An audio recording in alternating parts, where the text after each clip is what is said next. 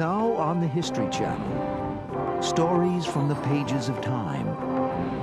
Stories of triumph and tragedy, adventure and achievement, as we go in search of history.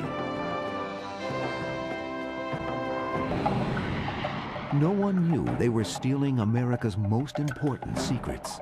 Soviet armed forces after the Second World War would not have been in the big league had it not been for American technology.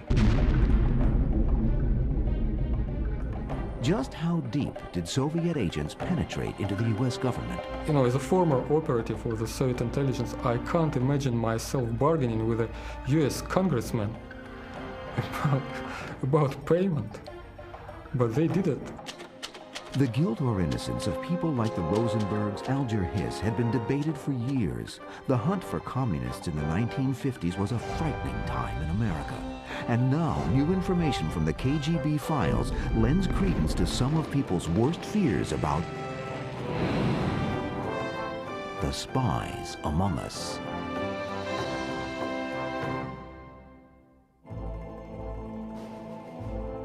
World War II is over and the world is being carved up by the victors. Half of Germany and all of Eastern Europe fall under the control of the Soviet Union. The Iron Curtain comes down. America's former ally is now America's enemy as battle lines are drawn in a new kind of war, a Cold War.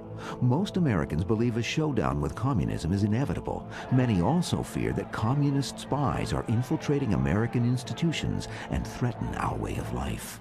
Believe me, you communists can't keep fooling the entire world. American politicians begin their assault against communism. I am holding in my hand a microfilm of very highly confidential, secret State Department documents. These documents were fed out of the State Department by communists who were interested in seeing if these documents were sent to the Soviet Union. Lives and reputations are put on the chopping block. From Hollywood to Washington, D.C., from the heartland to Manhattan offices, loyalty becomes an issue. And the question, are you now or have you ever been, is used to probe communist infiltration. I am not and never have been a member of the Communist Party. By 1948, the House Un-American Activities Committee has already pursued suspected communists for a decade. The most famous witness called before the committee is Alger Hiss. A Harvard graduate, Hiss clerked for Supreme Court Justice Oliver Wendell Holmes and later served as a State Department official and an advisor to President Roosevelt at the 1945 Yalta Conference. In 1948, Hiss is accused of being a Soviet spy. Many are skeptical about his guilt, including President Truman. The reporter said, "Do you consider these investigations all red herrings?" And Truman said, "Yes." When the House Un-American Activities Committee calls Hiss to testify in 1948, a freshman congressman from California, Richard Nixon, leads the pursuit. I have no apologies to the American people for my part in putting Alger Hiss where he is. Along with Nixon, Hiss's primary accuser is Whittaker Chambers. Mr. Hiss represents the concealed enemy.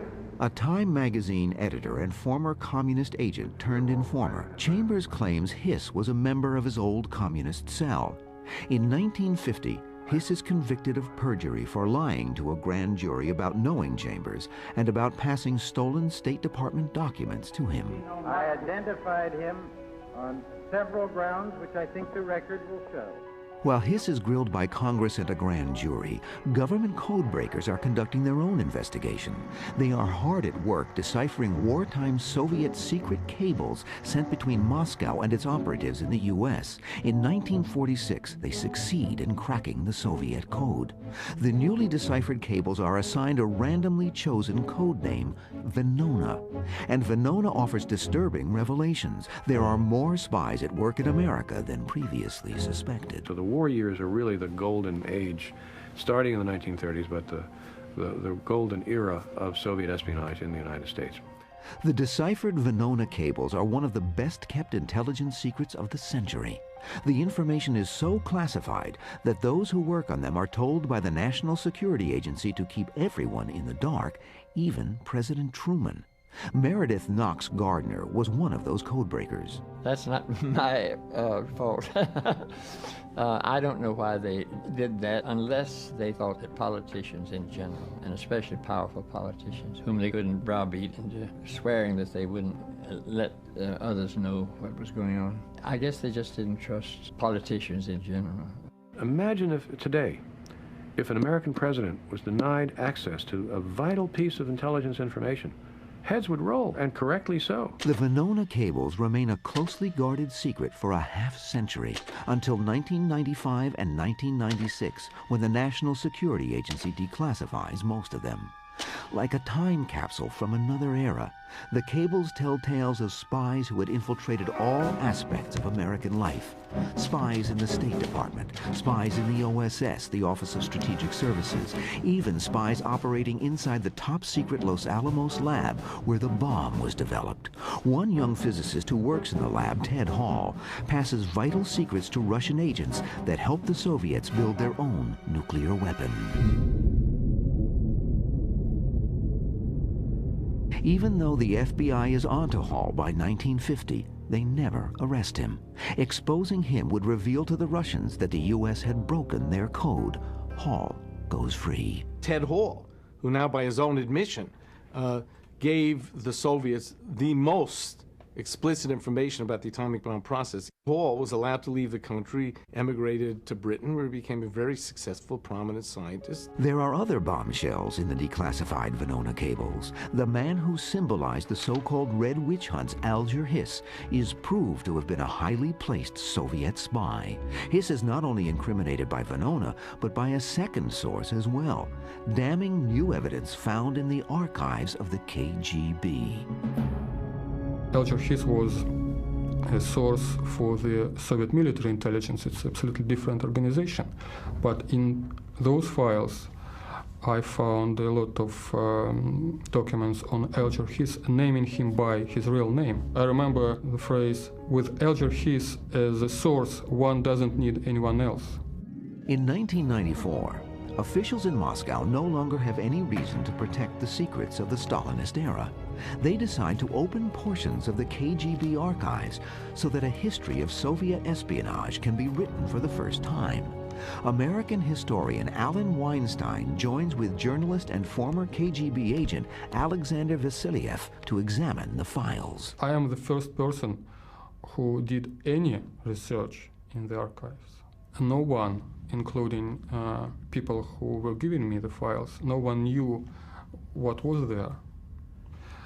And I found there are a lot of things which they didn't want me to find. Weinstein and Vasilyev embark on a remarkable journey of discovery. Each new file offers detailed information about Americans who collaborated with Moscow. The revelations in the KGB files also mirror the startling disclosures contained in the Venona documents. It's a bonanza from a historian's point of view. It's more than the famous Watergate two-source rule. It's the same source from their archives and from our archives. Could I have expected any of that? Absolutely not.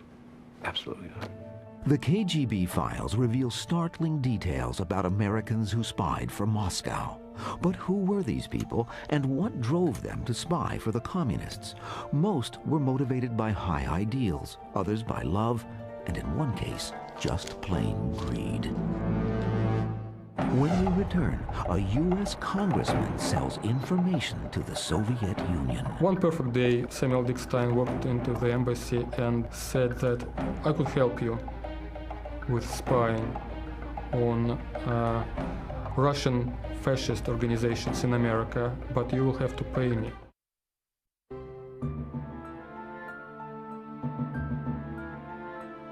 We go back to America in the 1930s. The Great Depression causes widespread unemployment. Many believe capitalism has failed. It's a fertile time for communism, and Moscow is looking for agents. People sympathetic to the cause, but who are not communists. Such people wouldn't be under suspicion and might penetrate to the highest levels of American society. One such man, however, is not a recruit, but rather a volunteer. Samuel Dickstein, born in Lithuania, is 6 when he is brought by his family to the United States in 1891, part of the vast tide of turn-of-the-century immigration. He rises through the political ranks of New York's Democratic Party, and in 1922 he is elected to the United States Congress. He is still serving his New York district during the most desperate days of the Depression. This was a Democrat from New York City, Russian immigrant himself, Russian Jewish immigrant family, with anywhere from 20 to 30% of America either unemployed or underemployed, with poverty as widespread as it was, with the rise of Adolf Hitler in Germany, which was felt with special sensitivity by the immigrant Jewish population, so much of New York. There was an especially fertile ground for the development of radical support organizations. This is the world Congressman Dickstein comes from. His constituents are primarily immigrants, refugees from political strife in Europe, and by the mid-30s, the political strife they are escaping is primarily fascist.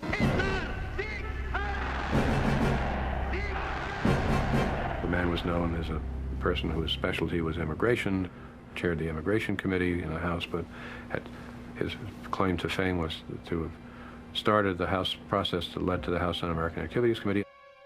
In 1934, Dickstein gains House approval for this special but temporary committee. Dickstein is appointed vice chairman, and John McCormick of Massachusetts is appointed chairman. During its first year, Dickstein tries to keep the committee focused on American Nazi sympathizers, but other members broaden the scope to include communists in America. We are organizing an army of the liberation of the people. KGB file number 15428. It is Samuel Dickstein's file, and it reveals one of the greatest ironies in the history of espionage. Samuel Dickstein, the man who created the House Un-American Activities Committee, becomes a paid agent of Soviet intelligence. But a greater surprise was that, unlike most of the people who spied, who engaged in intelligence work for the Soviets during the 1930s and 40s, most of the Americans, who were motivated by anti-fascism, by belief in communism. Dickstein did it for the money. It surprised me that no one inside the intelligence knew about this fact, but it didn't surprise me that some politician did such a thing. When former KGB agent Alexander Vasiliev first comes across Dickstein's file, he finds a description of an audacious, unscrupulous man who had one thing on his mind when he walked into the Soviet embassy in Washington, D.C. on December 20th, 1937. And said that I could help you with spying on Russian fascist organizations in America, but you will have to pay me. And he was asking for $5,000 or $6,000 a month, and they began bargaining. You know, as a former operative of the Soviet intelligence, I can't imagine myself bargaining with a U.S. congressman about payment. But they did it, and they actually agreed on $1,250 a month. For that price, Representative Dickstein tries to provide anything the Soviets might be interested in. We have a list of various items he passed, which would have been including government internal budgets on how much the U.S. was spending on military issues. There are a whole bunch of government documents that he is supposed to have passed, according to the files. But in this pre-World War II period, the Russians want Dickstein to investigate anti-Soviet groups in the United States. Dickstein was much happier spying on fascist groups or on monarchist groups for them. One of the things about the Soviet intelligence is they never stopped focusing on the tiniest of the remaining monarchist groups supporting a restoration of the monarchy in the Soviet Union, nor did they stop focusing on Leon Trotsky supporters, also a small band, even after they had assassinated Trotsky. Russian intelligence recognizes a golden opportunity when it learns that Dickstein's temporary anti-fascist committee will gain permanent congressional status as a standing committee. In what must rank as one of the boldest and most ambitious espionage ideas of the 20th century, Moscow directs Dickstein to gain control of the committee so he can use it to serve Russian ends. The idea was that he would steer away the investigation away from the communists and channel it to pro-Nazi, pro-German elements in the United States. That was the paramount idea about Samuel Dickstein. It was a big political game. They wanted him to influence the US Congress in this direction. However, Moscow's plans are thwarted in 1938 when a coalition of conservative Democrats allied with Republicans takes control of the House. The liberal Dickstein fails to even gain a seat on the new committee. His failure is a severe disappointment to his handlers. So is his greed. He had very negative image in the eyes of the Soviets because the Soviets at the time were working with people ideologically inclined. The code name for American sources was compatriots. They were friends, colleagues. And this guy was making money on a lot of things, and they were so disgusted with him that they gave him this code name Kruk, in Russian Zhulik. This is the only case when I came across a pejorative code name. A memo in Dickstein's KGB file bluntly states, "We are fully aware whom we are dealing with. This is an unscrupulous type, greedy for money, consented to work because of money, a very cunning swindler." After a year and a half and payments worth today more than $130,000, the KGB is finally fed up and ends its relationship with Congressman Dickstein. In 1946, Dickstein retires from the Congress and is appointed to the New York Supreme Court. He dies 8 years later. No one ever suspects he was a paid Soviet spy until Weinstein and Vasiliev discover his file and reveal Dickstein's espionage in 1998. When we return, some spy for money, others for love. A regular diplomat said to the intelligence folks, by the way, I'm sleeping with the daughter of the American ambassador to Germany. Does that have any interest to you? Between the two world wars, Stalin launches a ruthless campaign to transform the Russian economy and consolidate his power base.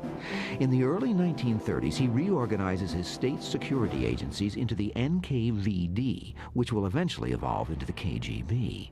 One of the new organization's main concerns is the growing threat of Nazi Germany. Desperate to divine the intentions of this powerful new enemy, Moscow looks for agents who can circulate among the highest levels of Nazi society. The Russians find an American woman whose special abilities to combine charm and sensuality open the doors to Hitler's inner circle. What some of the Soviet controllers did was to combine sexual athleticism with espionage in quite an exciting way. In 1933, William Dodd, the newly appointed American ambassador to the Third Reich, brings his attractive 25-year-old daughter Martha with him to Berlin. Shortly after their arrival, she meets and falls deeply in love with Soviet diplomat Boris Vinogradov. She met the diplomat, and to the best of what the records reveal, they enjoyed a love affair, and in the course of it, the diplomat, who was not an intelligence operative, but a regular diplomat, said to the intelligence folks, by the way, I'm sleeping with the daughter of the American ambassador to Germany. Does that have any interest to you? And obviously it had a great deal of interest to the intelligence folks, and they said, from this point on, she's your assignment. Make sure she's happy. KGB file number 14449. It is Martha Dodd's file, and it contains orders from Moscow to Vinogradov in Berlin. They want him to turn his lover into a spy for the Soviet Union. The file also states that, according to our data, the mood of his acquaintance is quite ripe for finally drawing her into our work. The Soviets select a seasoned operative to be Dodd's contact. He passes as a reporter for the Russian news service Izvestia. Her KGB file clearly indicates why she has potential value to the Soviets. With the State Department's knowledge, Martha helps her father in his diplomatic work and is aware of all his affairs. Martha claims that the main interest of her life is to assist secretly the revolutionary cause. She was a major acquisition for the Soviets because she offered not only access to documents that her father left about his office, she could wander in and out at will. For the Soviets, the kind of information Dodd could access might be critical to the survival of Russia in the event of war with Germany. I think that her information about the correspondence between the U.S. Embassy in Berlin and the State Department was very important, because in the late 30s, the Soviets were very concerned about by which road America would go in case of a war between the Soviet Union and Nazi Germany. That's why all this diplomatic correspondence was extremely important. In an extraordinary note from Dodd herself that Vasiliev and Weinstein discover in her KGB file, she makes it clear that she has access to material from the highest levels of the U.S. government, and she's prepared to do anything that might be asked of her. It goes without saying that my services of any kind and at any time are proposed to the party for use at its discretion. Currently, I have access to the personal, confidential correspondence of my father with the U.S. State Department and the U.S. President. In 1934, Dodd's Soviet lover Vinogradov is recalled to Moscow, yet she continues to assist the KGB by sleeping with the enemy. She also moved in the highest diplomatic and political and military circles. And mind you, took lovers in many of those circles, despite the fact that her primary lover, the love of her life, as she said, was this Soviet diplomat. But that didn't stop her from moving about and leading a very energetic social life, let me put it that way. The long list of her lovers eventually includes German aristocracy, members of the Gestapo, and General Ernst Udet, second only to Hermann Goering in the German Air Force. Dodd supplies Moscow with remarkably valuable pillow talk, a stream of confidential data about German military units, tactics, and procedures. She forwards reports of Roosevelt's informal and private discussions about U.S. policy toward Poland, Japan, Germany, and Russia. She even offers to use her influence with her father and others to help the Soviets handpick her father's successor. According to Dodd's KGB file, her handlers take the extraordinary step of asking Stalin himself how she might best be used. By 1937, war is imminent and Dodd's days in Berlin are numbered, yet she still yearns for Vinogradov, who has been transferred back again to Moscow. Desperately, Dodd flies to Moscow and presents a letter to her KGB contacts. I, Martha Dodd, U.S. citizen, have known Boris Vinogradov for 3 years in Berlin and other places, and we have agreed to ask official permission to marry. This letter on several pages went straight to Joseph Stalin, and Joseph Stalin himself took the decision to continue using her as a source. Moscow delays responding to Dodd's request. Late in 1937, her father resigns his post as ambassador and Martha reluctantly returns to America. Unknown to her, Vinogradov is arrested when Stalin purges his diplomatic corps of those he suspects are disloyal. Before Vinogradov is executed, the KGB forces him to write to Dodd as if nothing is amiss.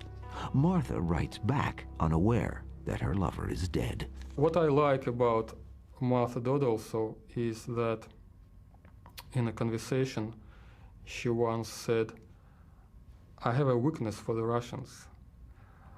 There is something in them." It's very flattering, isn't it? In 1940, Martha Dodd is back in the United States. She marries and fades into the background, working as a spotter who identifies other potential agents for Moscow, including her husband. In the early 50s, an FBI investigation names her as a suspected Soviet spy. With her husband, she flees to Moscow and then Eastern Europe, where she lives out her days. In 1990, she dies at the age of 82. I think it's reasonable to think of Martha Dodd as an American Mata Hari to some extent, since, she did manage to combine sex and espionage in a personally fulfilling way, I think. And particularly fulfilling to the Soviets were Martha Dodd's detailed accounts of German military plans and procedures, as well as her vivid descriptions of debates among FDR's inner circle during the critical years leading up to the war. It made her a very important Soviet asset in the 1930s. When we return, a Red spy becomes the confidant of the Vice President of the United States. We now know who the Secretary of State to President Wallace would have been. It would have been Larry Duggan, a Soviet agent. KGB File 36857, Lawrence Duggan. In 1934, Duggan is a youthful idealist on the State Department fast track. Like hundreds of other young activists who come of age in the Depression years, he goes to Washington to work in Roosevelt's New Deal government. Soviet agents, among them Alger Hiss, soon identify him as a desirable recruit. Lawrence Duggan is typical of one kind of Soviet agent who was being recruited in the 1930s, not simply in the United States, but in Britain and elsewhere. That is to say, a high-flying, naive idealist. Larry Duggan did not become a Soviet agent for any mean or selfish motive. He started working for the Soviet Union because he thought it was the right thing to do. Here was a society which represented a kind of social justice that the West did not. Duggan is such an attractive prospect that two different Soviet spy networks compete to recruit him. According to his KGB file, in 1936, Duggan is drawn into the shadowy world of Soviet espionage by Hedda Gumpers, an anti-Nazi German exile and Russian agent. Duggan provides her with valuable information, including copies of diplomatic cables from U.S. embassies in Europe, as well as a copy of the classified State Department employee list and handbook. As Duggan rises in the hierarchy of the State Department, his access to valuable information increases, which naturally enhances his value to the Soviets. But he also learns more about Stalin's purges and the power struggles in Moscow. The news makes him uneasy. Even more alarming to Duggan are reports of defectors, former Soviet agents seeking to escape Stalin's reign of terror. One potential defector, Ignaz Rees, is in a position to blow Duggan's cover, but the Soviets are ruthlessly determined to protect him. Ignaz Rees is killed in part because of his knowledge not only of European agents, but because he knew, via other parties, of a number of the key figures in their American networks. A note in the KGB archives reads, "Rees is liquidated, but not yet his wife. So far, we do not know to what extent she knows about Duggan and what steps she will take in the future. Now, the danger that Duggan will be exposed because of Rees is considerably decreased." His secret intact, Duggan is promoted to the head of the State Department's Latin American division and then to the sensitive post of personal assistant to Secretary of State Cordell Hull. He also acquires a friend and supporter who could help him rise even further, the Vice President, Henry Wallace. This country belongs to all of us, and we have got to keep it at work to keep it strong. In Larry Duggan, the KGB came closest to achieving the biggest success it had ever achieved in the United States. We now know that Franklin Delano Roosevelt was terribly, terribly ill in 1944. In 1944, and for the previous 4 years, his vice president was Henry Wallace. Now, Henry Wallace had already worked out the major appointments in a Wallace administration. Had Roosevelt died in 1944, as it's entirely possible that he would have done, then we would have had a President Wallace. And we now know who the Secretary of State to President Wallace would have been. It would have been Larry Duggan, a Soviet agent. It is among the greatest what-if stories in the history of espionage. This decoded Soviet cable indicates how close Russia came to placing an agent in one of the highest offices in the United States. Kinyats is the Russian codename for Duggan, and Lotzman is Henry Wallace. The cable reads, "If Lotzman gets an interesting post, it goes without saying Kinyats must get in on it by using his friendship." However, this scenario never unfolds, and Duggan's world begins to crumble when former Soviet agent Whittaker Chambers identifies Duggan as a secret communist to a State Department security official. He resigns his post as Secretary of State Hull's advisor and tries to cut off all contact with his former spy masters. But details in his KGB file show that he is relentlessly pursued by his Soviet handlers.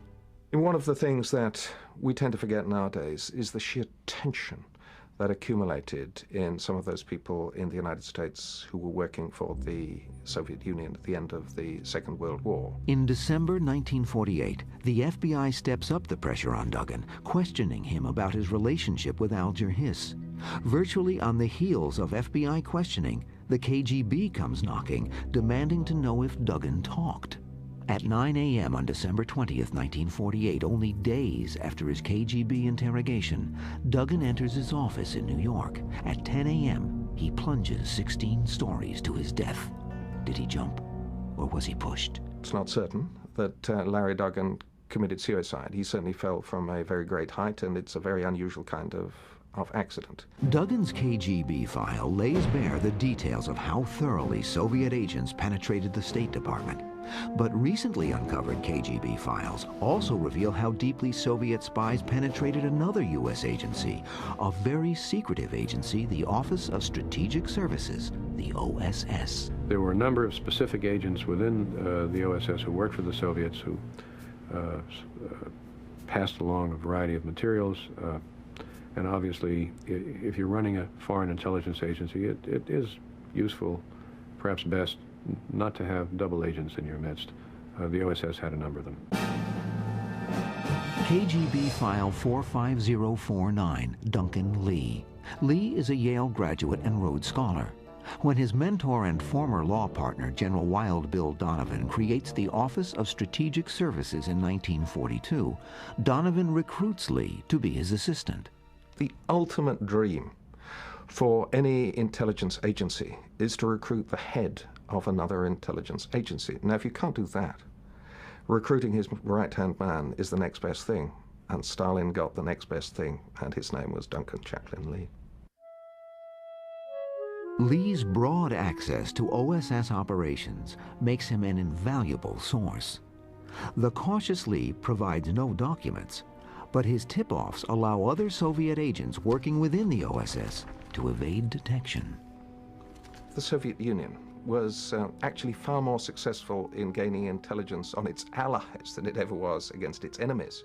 And because its operations against its allies, Britain and the United States, were on so much a larger scale than its operations against its enemies, it was convinced for much of the war that its allies must be engaged in equally large operations against it.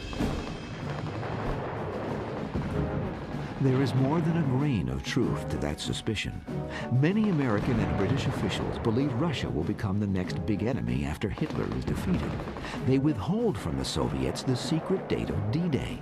If Russian generals know when the Second Front is to open, they might make their own plans to put a stranglehold on Nazi territories in Eastern Europe. But according to the KGB archives, Duncan Lee gave his Soviet contacts top secret details about D-Day. A note citing Lee as its source is found in his KGB file. It is dated March 3, 1944, and reads, "The Second Front will be opened between mid-May and the beginning of June." If they believed Lee's information, the Russians were now privy to the most important secret of the war.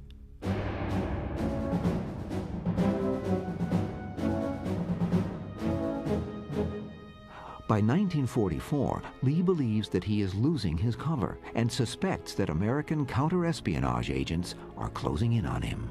He got scared to death because he, as an American operative, he realized that all of Soviet sources inside American government organizations, sooner or later, would be discovered. As the war draws to a close, many of those who worked for the Soviets in the 30s and early 40s now regret their actions. Lee is among them. He is haunted by the implications of his wartime contact with the Soviets. He severs all ties with Russian agents. In 1948, his worst fears are realized when he is identified along with Alger Hiss and Duggan as a suspected Soviet agent. Investigated by the FBI, he is never charged with any crime, in part because the investigations had no access to the evidence recorded in the Venona files. He is one of a number of OSS officials who provided information to Russia, but who escape indictment for exactly this reason. When we return, the leaks don't stop. An American gives the Soviets technology that changes the balance of power in Asia. Soviet armed forces after the Second World War would not have been in the big league had it not been for American technology.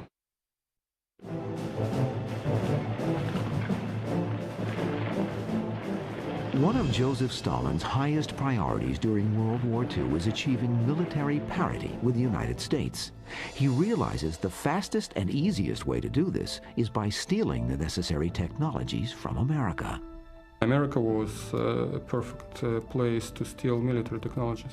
They were stealing everything from planes and tanks and ships to elevators in houses and even lipstick. They needed lipstick, so they stole it in America. The most important single secret that Soviet spies smuggle out of the U.S. are designs for an atomic bomb. But Stalin is not easily convinced that he has gained anything of value. Stalin was one of the most suspicious men ever to lead any major power in the 20th century. So that, even when he got the most remarkable secrets from another country, he always thought, am I being fooled? And it took him 4 years to realize that he'd really been given the plans of the atomic bomb. In the spring of 1949, Igor Kurchatov, the leading Soviet scientist in charge of the Russian atomic bomb project, actually takes plutonium sealed in a football-shaped casing to a meeting and hands the casing to Stalin. Stalin said, how do I know? Convince me. How do I know that this really is a nuclear charge? And then Kurchatov says, if it was simply a lump of sparkling metal, it would be cold. But it's warm, isn't it? Why is it warm? Because the alpha disintegration has begun. And a few months later, that American football containing a plutonium charge was successfully tested at the Kazakhstan test site. So in September 1949, the nuclear age came of age. Both sides had it, but they both had American weapons.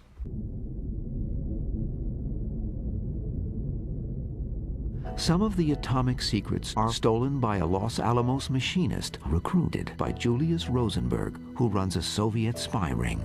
Rosenberg and his wife Ethel are executed for atomic espionage in 1953. It's tragically ironic that Julius Rosenberg should have been executed for one of his sidelines. What we now know is that the Rosenbergs, Julius Rosenberg, with some help from his wife Ethel, was running one of the biggest scientific and technological espionage networks in the history of the United States. One of the key links to the illegal transfer of American technology to the Soviets is William Pearl, who is also a member of the Rosenberg spy ring. In the mid-1930s, Pearl joins a branch of the Young Communist League while a student at the City College of New York.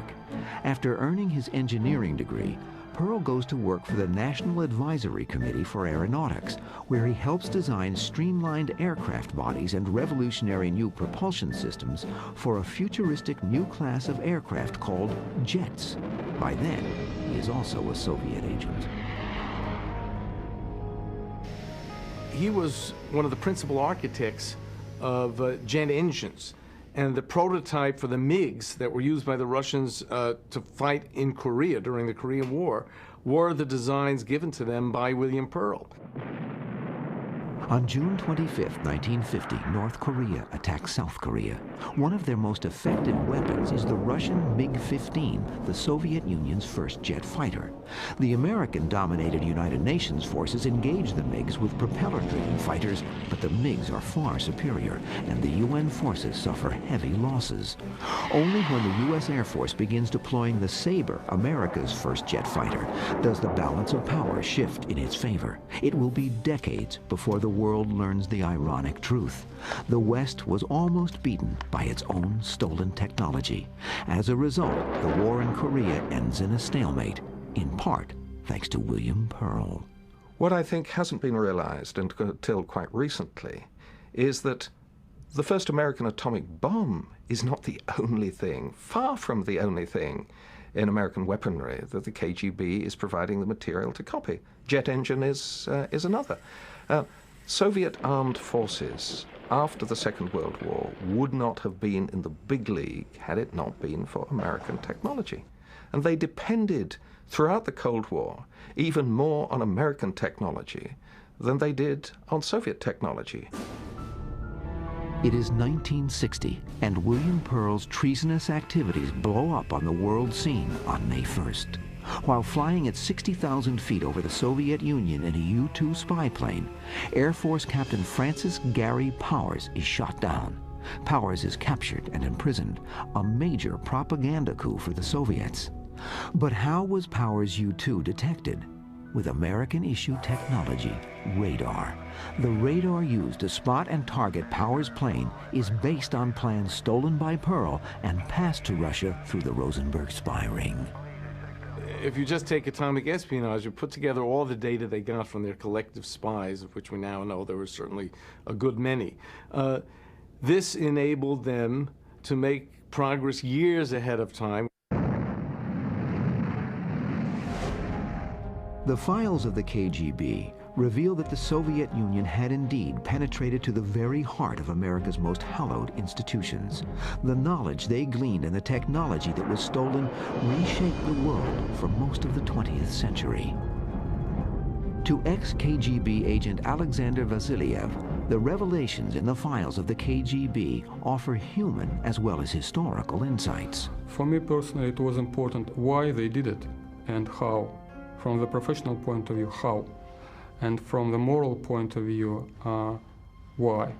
The tragedy of these people is that they did what they did in the 30s and the 40s, but they were judged and condemned in the 50s, 60s, 70s.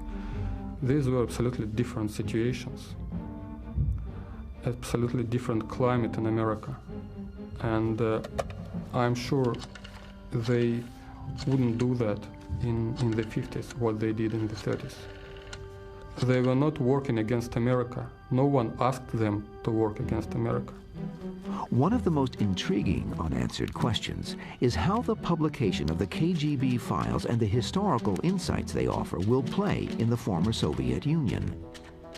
I'm hoping that they will not view the new revelations here, that some of which, many of which perhaps they would have preferred not to have come out. I'm hoping that they see that in the context of what happens when a country deals honestly with its own past. No country has a future until it can deal honestly with its past. The KGB files reveal a history of Russian spies that is much larger and more complex than previously suspected. But the files also show that the great heyday of Soviet espionage in America had faded years before the Red Scare created a period of national paranoia. The revelations from the KGB archives are a bracing reminder that our familiar world, the shared past we thought we knew, is not fixed and unchanging. History, the KGB files remind us, may be as full of surprises and potential change as the future.